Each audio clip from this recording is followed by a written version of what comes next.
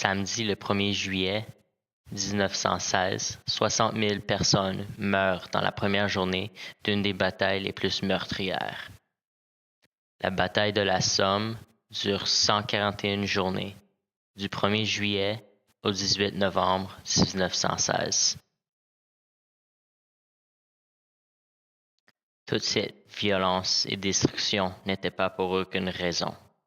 Les forces alliées cherchaient à soulager la pression sur les troupes françaises à Verdun, qui est dans le sud. Ils mettaient beaucoup de pression sur les forces allemandes situées plus haut dans le nord, avec le but d'attirer les forces allemandes positionnées à Verdun.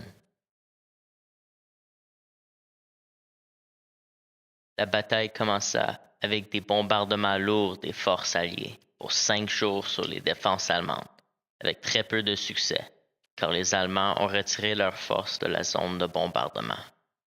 La majorité des bombes britanniques étaient défectueuses.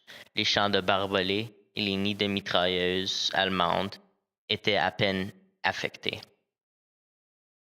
À cause de ça, quand les forces alliées sont sorties de leurs tranchées pour attaquer les Allemands, ils sont fait massacrer par des mitraillettes allemandes.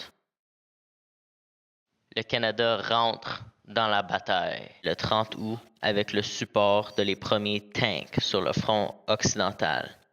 Les Canadiens procèdent à capturer des points stratégiques importants comme Courcelette, Thiepval et Ancre. Pendant la bataille pour Courcelette, les Canadiens ont trouvé la solution à la bataille de tranchées.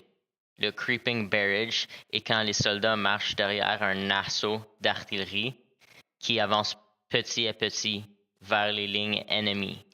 En faisant ça, les Allemands n'ont pas de temps de s'enfuir car il y a du feu constant.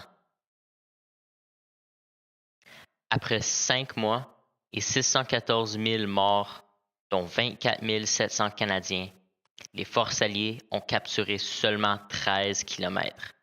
Mais ils ont réussi à soulever la pression sur Verdun.